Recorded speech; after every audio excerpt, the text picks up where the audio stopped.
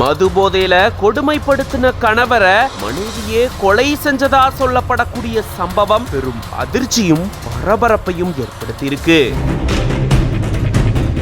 தினம்தோறும் தன்னை தாக்குனதால மனைவி கொலை செஞ்சதா கூறப்படுது. அரியலூர் மாவட்டம் செந்துறை பக்கத்துல இருக்கு ஆனந்தவாடி கிராமம். இந்த பகுதியை சேர்ந்தவர் 45 வயதான சின்னப்பா. இவருடைய மனைவி 43 வயதான பச்சையம்மாள். இந்த தம்பதிக்கு 23 வயதுல மகளும் 21 வயதுல மகளும் இருக்காங்க. பாலமுருகன் வெளிநாட்டுல வேலை செஞ்சுட்டு வரக்கூடிய சூழல்ல மகளுக்கு திருமணம் நடந்து முடிஞ்சிருக்கு. இந்த நிலையில வீட்டுல சின்னப்பாவும் பச்சையம்மாளும் தான் தனியா வசிச்சுட்டு வந்திருந்திருக்காங்க.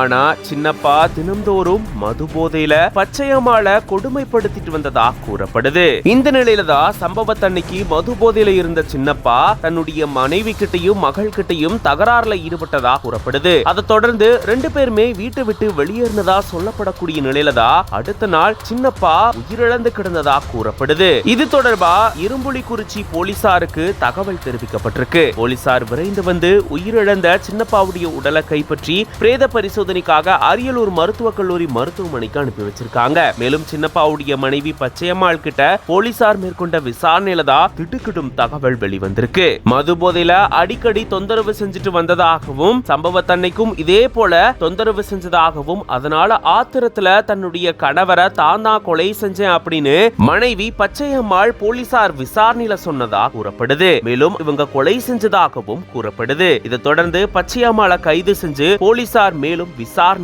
ஈடுபட்டு வராங்க. இப்படி மது போதையில தன்னை கொடுமைப்படுத்தின கணவரை மனைவியே கொலை செஞ்சதா சொல்லப்படக்கூடிய சம்பவம் பெரும் அதிர்ச்சியும் பரபரப்பையும் ஏற்படுத்தியிருக்கு.